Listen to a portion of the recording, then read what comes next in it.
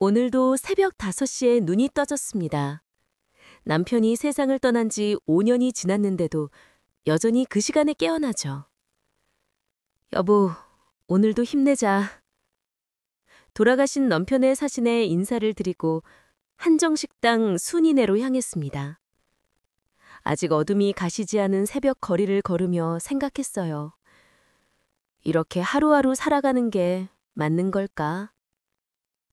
식당에 도착해서 하루 장사 준비를 시작했습니다. 김치찌개용 돼지고기를 썰고 밑반찬들을 새로 만들고 30년간 해온 일이지만 여전히 손이 바쁩니다. 오전 11시 첫 손님이 들어왔어요. 정장을 단정하게 차려입은 60대 초반의 신사분이었습니다. 어서 오세요. 몇 분이세요? 혼자 왔습니다.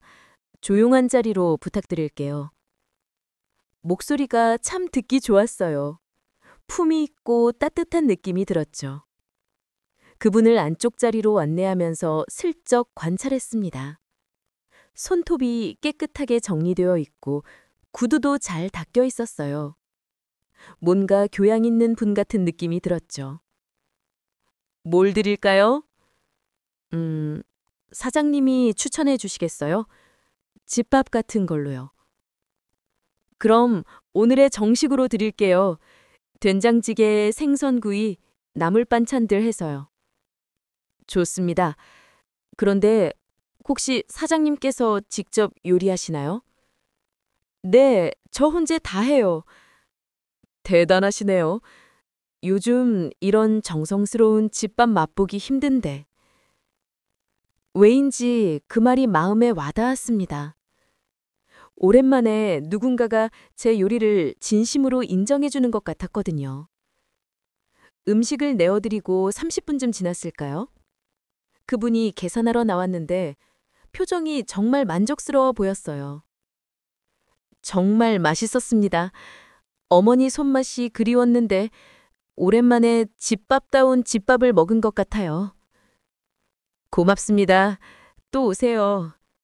네, 꼭 그럴게요. 그런데 실례가 안 된다면 성함을 여쭤봐도 될까요? 박수님이라고 합니다. 저는 이정수라고 합니다. 앞으로 자주 뵙겠습니다. 정중하게 인사하고 나간 뒷모습을 보며 생각했어요. 참 예의 바른 분이구나. 오랜만에 기분 좋은 손님을 만났네. 그날 저녁 집에 돌아와서 남편 사진 앞에 앉았습니다. 여보, 오늘 참 정중한 손님이 왔었어. 오랜만에 제대로 된 인사 받은 것 같아. 사진 속 남편은 여전히 미소를 짓고 있었습니다. 혹시 이런 만남도 인연일까? 그런 생각이 문득 들었지만 금세 고개를 저었어요. 나이 58에 무슨 소리야. 그냥 손님일 뿐이지. 하지만 이상하게도 그날 밤은 일찍 잠이 들었습니다. 이정수 씨가 다시 나타난 건 3일 후였습니다. 이번에도 점심시간 역시 혼자 오셨어요. 또 뵙겠네요. 어서 오세요. 오늘은 뭘 드릴까요? 지난번 정식이 너무 좋았어요. 같은 걸로 부탁드립니다. 음식을 내어드리고 설거지를 하고 있는데 갑자기 말을 걸어왔어요. 사장님, 혹시 이 식당 오래 하셨나요? 남편이랑 같이 시작해서 벌써 30년 가까이 됐네요. 30년이요? 대단하시네요. 지금은 혼자 하시고요? 네, 남편이 5년 전에 말끝을 흐렸는데 그분이 알아차리시더라고요. 아, 죄송합니다. 괜한 질문을. 괜찮아요. 이제 혼자 하는데 익숙해졌어요. 그날부터 일주일에 2~3번씩 오시기 시작했습니다. 항상 같은 시간, 같은 자리에 앉아서 정식을 드셨어요. 어느 날은 이런 대화를 나누기도 했어요. 사장님은 자식분들은 어떻게 되세요? 아들 둘이 있어요. 큰애는 결혼해서 부산에 살고 작은애는 서울에서 직장 다녀요. 그럼 많이 외로우시겠어요?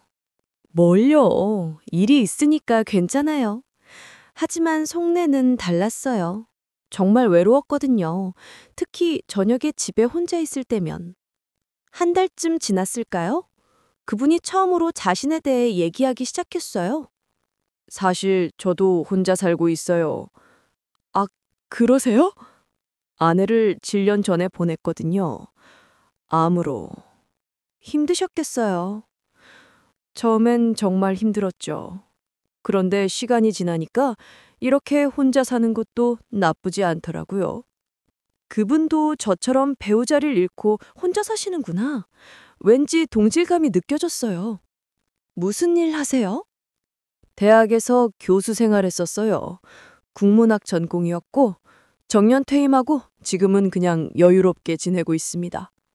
교수셨구나. 그래서 그렇게 말씀을 점잖게 하시는군요.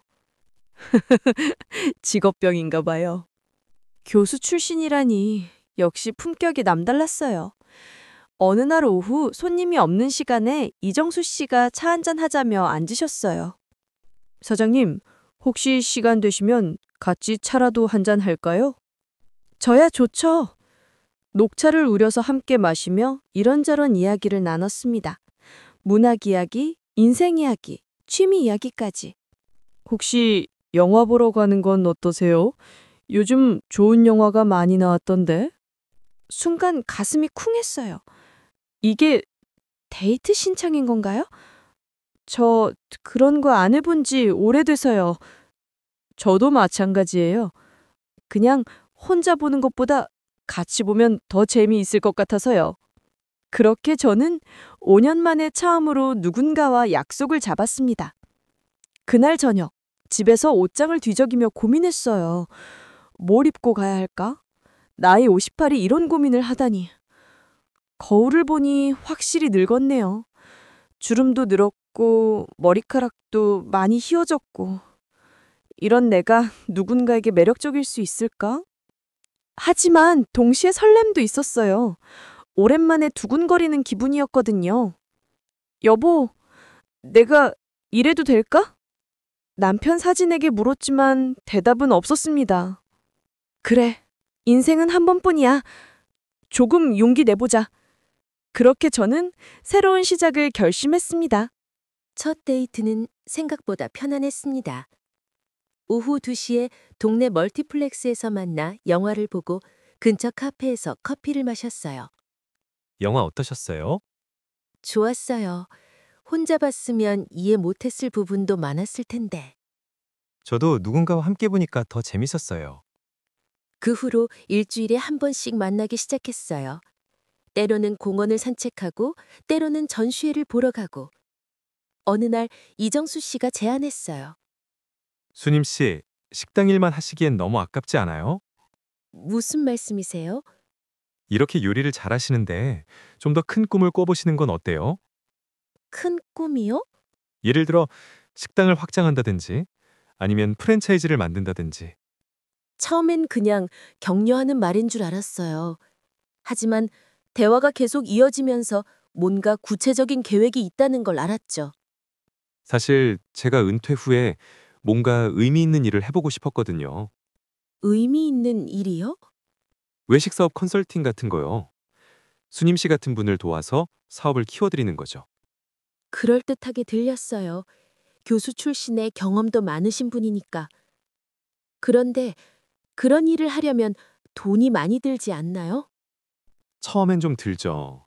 인테리어도 해야 하고 장비도 바꿔야 하고. 하지만 성공하면 몇 배로 돌아와요. 얼마나 들어요? 글쎄요. 제대로 하려면 2억 정도? 2억이라니 상상도 못한 큰 돈이었어요. 저한테 그런 돈이 어디 있어요. 수님 씨 집도 있고 적금도 있으시잖아요. 그리고 남편분이 보험금도 남겨두지 않으셨을까요? 어떻게 그런 걸 아시지? 분명 제가 말한 적은 없는데. 그런 건 나중에 생각해 보고요. 하지만 마음 한켠으론 관심이 생겼어요. 정말로 식당을 크게 할 수 있다면. 며칠 후 이정수 씨가 A4 용지 몇 장을 가져왔어요. 사업 계획서 한번 봐보세요. 대략적으로 짜본 거예요. 계획서는 정말 그럴듯했어요. 매출 예상, 손익 분석, 투자 회수 기간까지 다 나와 있었거든요. 이렇게 자세하게 만드셨네요. 제가 원래 꼼꼼한 성격이라서요. 하지만 이건 수님 씨가 결정할 문제예요. 그날 밤 집에 돌아와서 계획서를 다시 읽어봤어요. 정말 성공할 수 있을 것 같았지만 동시에 불안하기도 했죠. 나이 58에 이런 모험을 해도 될까? 여보, 어떻게 생각해? 남편 사진에게 물었지만 역시 대답은 없었어요. 다음 날 작은 아들 민호에게 전화했습니다. 민호야, 엄마가 식당 좀 크게 해볼 생각인데 어떻게 생각해? 갑자기 무슨 소리예요? 지금도 충분히 바쁘시잖아요. 아는 분이 도와주신다고 해서 아는 분? 누군데요? 순간 머뭇거렸어요. 아직 이정수 씨 얘기를 자식들에게 하지 않았거든요. 그냥 사업 아는 분이야. 엄마, 요즘 사기꾼들이 많다는데 조심하세요. 민호의 말이 마음에 걸렸지만 이정수 씨를 의심하고 싶지는 않았어요. 그분은 분명 진심으로 저를 위해 생각해 주시는 것 같았거든요. 민호는 어머니의 말이 계속 신경 쓰였습니다. 갑작스럽게 사업 확장 얘기를 꺼내는 것도 이상했고 아는 분이라는 표현도 모호했거든요. 다음 날 토요일 민호는 어머니 식당에 불쑥 찾아갔어요. 민호야, 갑자기 웬일이야? 그냥 어머니 얼굴 보고 싶어서요. 요즘 어떻게 지내세요? 뭐 똑같지. 바쁘게. 민호는 식당을 둘러보며 관찰했어요. 평소와 다를 게 없어 보였는데 어머니 표정이 뭔가 밝아 보였어요.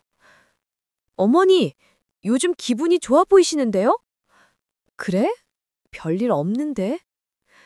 그때 식당 문이 열리며 정장 입은 중년 남성이 들어왔어요. 안녕하세요. 정수 씨, 어서 오세요. 민호는 어머니의 밝아진 표정을 놓치지 않았어요. 평소보다 훨씬 다정한 목소리였거든요. 아, 이분이 우리 막내 아들 민호야. 안녕하세요. 이정수입니다. 안녕하세요. 악수를 나누며 민호는 이정수를 관찰했어요.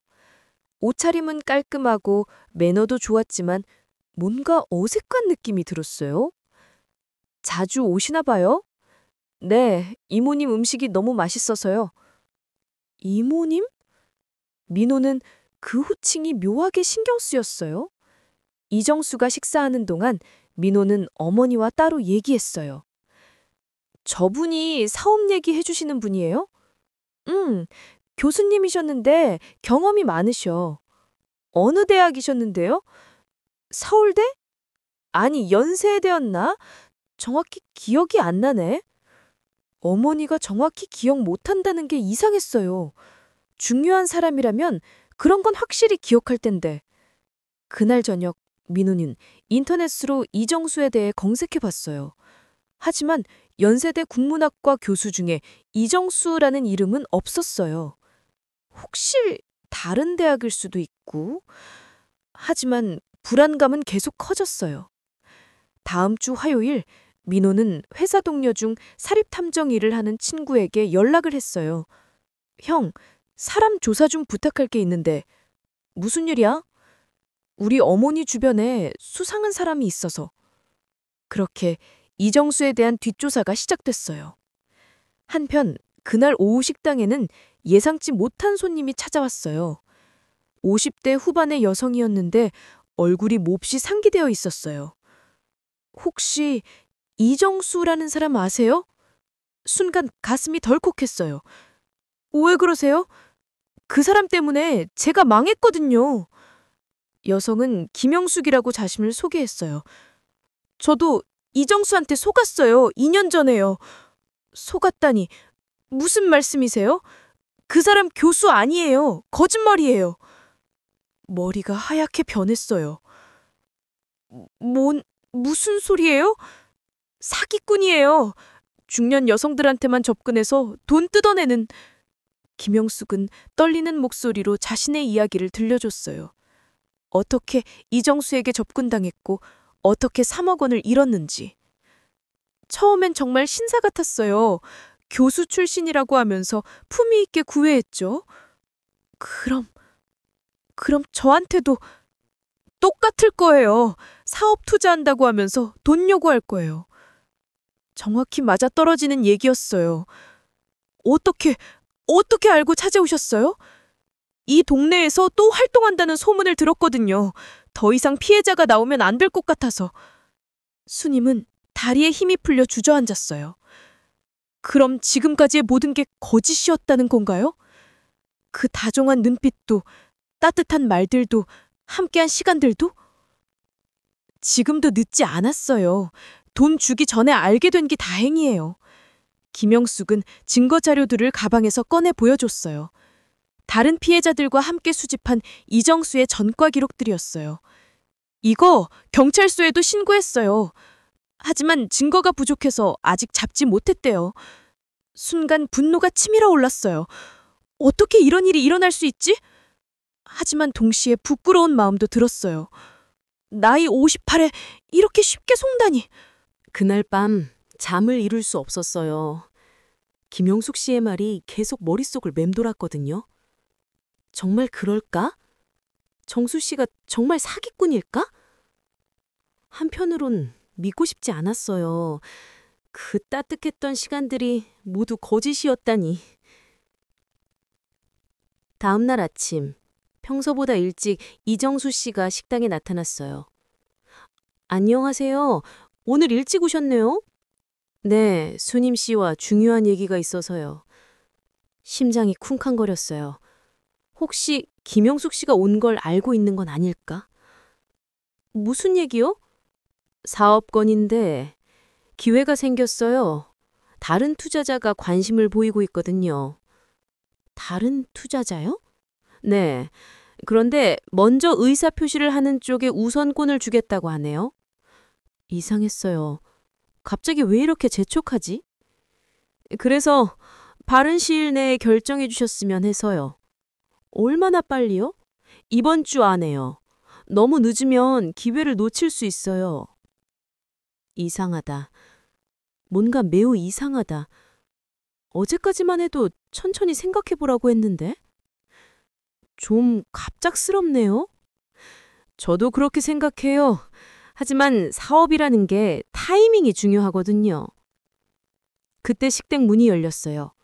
민호가 들어오더니 이정수를 보고 표정이 굳어졌어요. 어머니, 말씀드릴 게 있어요. 지금요? 손님 계신데? 긴급한 일이에요. 민호는 이정수를 똑바로 쳐다보며 말했어요. 혹시 서울대 국문학과 교수셨다고 하셨나요? 네. 정확히 몇 년도부터 몇 년도까지 재직하셨죠? 이정수의 얼굴이 굳어졌어요. 갑자기 왜 그런 걸 물어보죠? 확인해 봤는데 서울대 국문학과에 이정수라는 교수는 없었어요. 순간 식당 안이 조용해졌어요. 뭔 소리야, 민호야? 어머니, 이 사람 사기꾼이에요. 이정수가 벌떡 일어났어요. 이봐요, 지금 뭐 하는 거예요? 근거도 없이 사람을 사기꾼이라고 하면 근거요? 여기 있어요. 민호가 서류 뭉치를 꺼냈어요. 이정수, 본명 이찰수, 전과 3범, 상습 사규제로 총 5년 복역. 서류를 보는 순간 눈앞이 캄캄해졌어요. 주요 수법. 중년 여성들에게 교수 신분으로 접근 후 사업 투자 명목으로 금전 편취. 피해액 최근 3년간 총 12억 원. 그렇게 모든 게 드러났어요. 이정수, 아니 이철수는 더 이상 변명하지 않았어요. 오히려 냉소적인 표정을 지으며 말했어요. 그래, 들켰네. 근데 뭐 어쩔 건데. 뭐라고요? 아직 아무것도 안 받았잖아. 나쁜 놈은 맞지만 법적으로는 문제 없어. 뻔뻔한 태도에 분노가 치밀어 올랐어요. 어떻게 이런 짓을 할 수 있어요? 이런 짓? 뭐가 잘못됐는데? 서로 좋아서 만난 거잖아. 좋아해서라고요? 당신 정말 내가 당신을 사랑한다고 믿었어? 58세 과부를? 그 말에 가슴이 무너져 내렸어요. 나 같은 낭자가 뭐하러 당신 같은 여자를 사랑해? 돈 때문이지 뭐. 민호가 주먹을 불끈 쥐었어요. 이 새끼가! 하지만 제가 민호를 막았어요. 그런 인간에게 화낼 가치도 없다고 생각했거든요. 나가세요! 당장! 가긴 뭘 가. 내가 여기서 밥 먹는 손님인데. 그때 뒤에서 목소리가 들렸어요. 경찰입니다. 민호가 미리 신고를 해두었던 거예요. 경찰 2명이 들어와서 이철수를 둘러쌌어요. 이철수 씨 맞습니까? 사기 혐의로 동행 수사해야겠습니다. 뭐, 난 아직 아무것도 안 받았다고. 다른 사건들이 있어서요. 함께 가시죠. 이철수가 수갑을 차고 끌려가는 모습을 보며 생각했어요. 내가 정말 바보였구나. 민호가 제 어깨를 두드렸어요.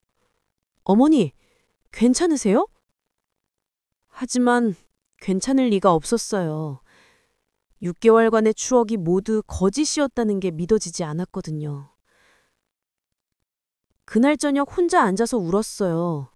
남편이 돌아가신 후로도 이렇게 울어본 적이 없었는데. 나는 정말 한심한 여자구나. 58세에 이런 속임수에 넘어가다니. 다음 날부터 사흘동은 식당 문을 열지 않았어요. 밖으로 나갈 면목이 없었거든요. 동네 사람들이 다 알게 됐을 거라는 생각에 부끄러웠어요. 순이네 사장이 사기꾼한테 속을 뻔했대. 나이도 많은 게 철없이. 이런 소리들이 들릴 것 같았어요. 민호가 매일 찾아와서 걱정했어요. 어머니, 밥이라도 드세요. 식욕이 없어. 식당도 다시 열어야죠. 단골 손님들이 기다리고 계실 텐데. 얼굴 들고 어떻게 나가. 모든 사람들이 다 알고 있을 텐데. 그게 뭐가 중요해요. 어머니가 피해자라고요. 하지만 마음은 그렇지 않았어요. 속은 제가 바보였던 거잖아요. 셋째 날 저녁, 민호가 심각한 표정으로 찾아왔어요. 어머니, 큰일 났어요. 뭐가? 이철수가 도망갔어요. 뭐라고? 보석으로 나온 다음에 잠적했다고 해요. 경찰이 찾고 있는데. 다리에서 힘이 빠져 주저앉았어요. 그럼 저와 같은 피해자가 또 생길 수도 있다는 거네요. 그리고 더 충격적인 사실을 알았어요. 민호가 또 다른 서류를 꺼냈어요. 이 사람이 어머니 집 주변을 3개월 전부터 돌아다녔대요. 3개월 전부터? 네, 미리 조사한 거예요. 어머니 재산 상황, 생활 패턴, 심지어 남편 보험금까지 다 알고 있었어요. 서류에는 저에 대한 정보가 빼곡히 적혀 있었어요. 남편 보험금 1억 2천만 원, 적금 8천만 원, 부동산, 집 한 채, 시가 3억, 성격, 외로움을 많이 탐, 동정심 많음, 약점, 자식들과 떨어져 살아 의지할 곳 없음. 어떻게 이런 걸 다 알고 있지? 전문적으로 조사한 거예요. 흥신소까지 고용해서.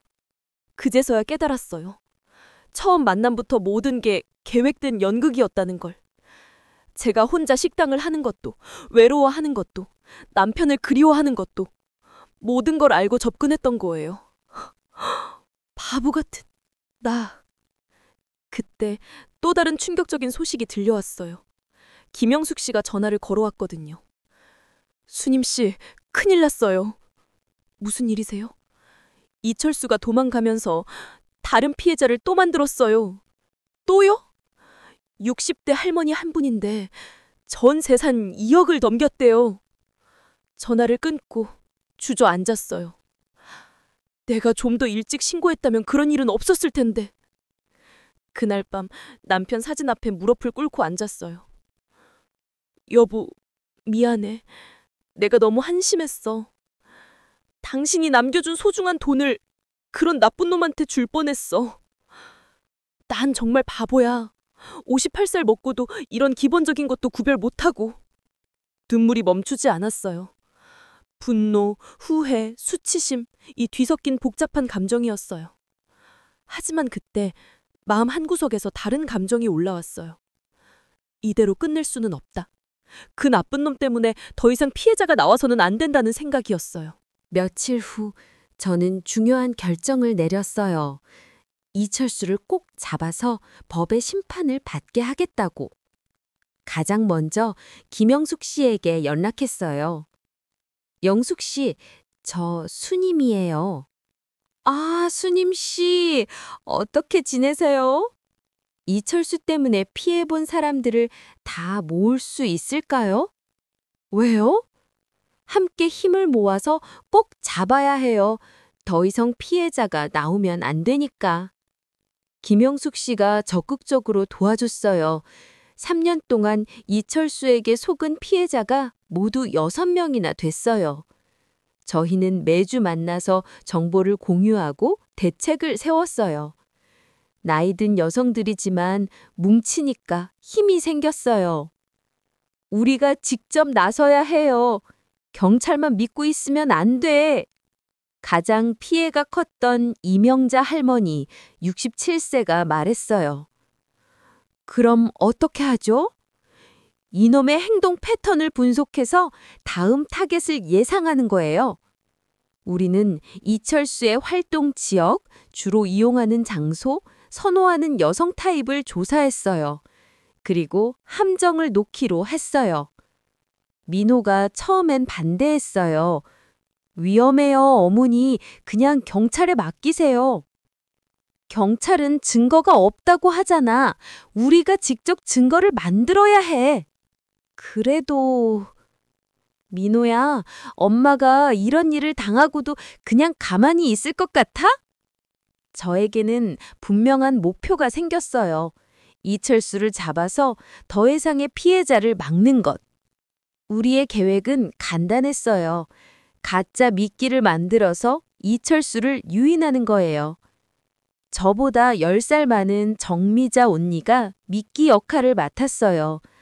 혼자 살고 재산이 많다는 소문을 퍼뜨렸죠. 한 달 후 드디어 이철수가 나타났어요. 이번에는 박교수라는 가명을 쓰고 있었어요. 미자 언니가 연락했어요. 수님아, 걸렸어. 그놈이 나타났어. 정말요? 확실해요? 확실해. 똑같은 수법이야.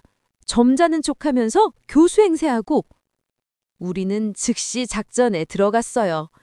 미자 언니가 이철수와 만나는 동안 우리는 주변에서 모든 걸 녹음했어요. 미자 씨, 좋은 투자 기회가 있어서 말씀드리는 건데 똑같은 멘트였어요. 3년 전 저에게 했던 그 말들. 하지만 이번에는 달랐어요. 우리에게는 확실한 증거가 있었거든요. 미자 언니가 돈을 건네주는 순간 우리가 모두 나타났어요. 이철수, 이제 끝이야! 이철수는 깜짝 놀라면서도 뻔뻔하게 굴었어요. 뭐 하는 거야? 여기가 어디라고? 증거는 다 있어. 녹음도 다 했고. 이번에는 경찰도 함께 왔어요. 현장에서 현행범으로 체포됐죠. 이번엔 도망갈 곳이 없을 거야. 법정에서 마주친 이철수는 초라해 보였어요. 더 이상 신사적인 모습은 찾아볼 수 없었죠. 피고인은 상습적으로 중년 여성들을 속여 금전을 편취한 죄로 징역 5년을 선고합니다. 그 순간 법정에 있던 모든 피해자들이 박수를 쳤어요. 드디어 정의가 실현된 거예요. 저는 눈물을 흘렸어요. 분노와 억울함이 아닌 후련함의 눈물이었어요. 2년이 흘렀습니다. 이철수는 감옥에서 복역 중이고 저는 예전보다 훨씬 강해졌어요. 식당 순이네는 오히려 더 번창하고 있어요. 제가 사기를 당할 뻔한 이야기가 알려지면서 많은 분들이 응원해 주셨거든요. 서장님, 정말 대단하세요. 그 나쁜 놈을 잡다니. 우리 같은 나이에도 할 수 있는 게 많다는 걸 보여주셨어요. 단골 손님들의 격려가 큰 힘이 됐어요. 무엇보다 저 자신이 많이 달라졌어요. 더 이상 외롭다고 느끼지 않아요. 혼자 해도 충분히 행복할 수 있다는 걸 깨달았거든요. 김영숙 씨를 비롯한 다른 피해자분들과는 지금도 가끔 만나요. 우리는 사기 예방 모임을 만들어서 다른 분들에게 경험을 나누고 있어요. 나이 들었다고 해서 포기할 게 아니야. 오히려 더 지혜로워진 거지? 어느 날 민호가 말했어요. 어머니, 정말 자랑스러워요. 뭐가? 그때 포기하지 않고 끝까지 싸우신 거요. 흥, 당연한 거지. 나쁜 놈들한테 당하고만 있을 수님이가 아니야. 그리고 6개월 전 정말 특별한 만남이 있었어요. 식당 단골 손님이신 김성호 씨, 65세와 인연이 생겼거든요. 김성호 씨는 정말 진실한 분이에요. 공무원으로 30년 일하시고 정년 퇴임하신 후 혼자 사시는 분이었어요. 처음엔 조심스러웠어요. 이철수 때문에 남자들을 믿기가 어려워졌거든요. 하지만 김성호 씨는 달랐어요. 절대 돈 얘기를 하지 않으시고 항상 제가 편한지부터 물어보세요. 수님 씨가 부담스러워하시면 언제든 말씀해 주세요. 저는 그냥 좋은 친구로 지내고 싶어요. 한 번은 이런 일도 있었어요. 제가 감기에 걸려서 식당을 쉬었는데 김성호 씨가 죽을 끓여서 가져다 주셨어요. 이런 걸 왜 굳이? 아유, 아픈 사람 혼자 두면 어떡해요. 그냥 이웃사촌으로 생각하세요. 그런 따뜻함이 진짜였어요. 계산된 친절이 아닌 진심에서 우러나는 마음이었죠. 지금은 일주일에 한 번씩 같이 등산을 가요. 연인이라기보다는 인생의 동반자 같은 느낌이에요. 수님 씨, 나이 60 넘어서도 이렇게 새로운 사람을 만날 줄 몰랐어요. 저도요, 포기하지 않길 잘했다는 생각이 들어요. 얼마 전에는 이런 대화를 나누기도 했어요. 결혼 같은 건 생각 안 하세요? 글쎄요, 지금도 충분히 행복한데 굳이? 그러게요, 급할 것도 없고. 나이 60이 되어서야 깨달았어요. 사랑이란 건 급하게 할 일이 아니라는 걸, 서로를 이해하고 존중하며 천천히 쌓아가는 거라는 걸. 오늘도 식당에서 하루를 마치고 집으로 돌아갑니다. 남편 사진 앞에 앉아서 하루 일과를 얘기해요. 여보, 오늘도 무사히 하루를 마쳤어. 그 나쁜 놈 때문에 힘들기도 했지만 덕분에 더 강해진 것 같아. 이제는 누구에게도 속지 않을 자신이 있어. 사진 속 남편이 웃고 있는 것 같아요. 잘했다, 순임아. 이제야 진짜 너다운 모습이구나. 창밖을 보니 석양이 아름답게 물들고 있어요. 인생의 황혼기라고 하지만 아직 갈 길이 멀어요. 더 많은 사람들을 만나고 더 많은 일들을 경험하고 싶어요. 나이는 숫자일 뿐이라는 말이 이제야 진짜와 닿아요. 내일도 새로운 하루가 시작될 거예요. 그리고 저는 당당하게 그 하루를 맞이할 준비가 되어 있답니다.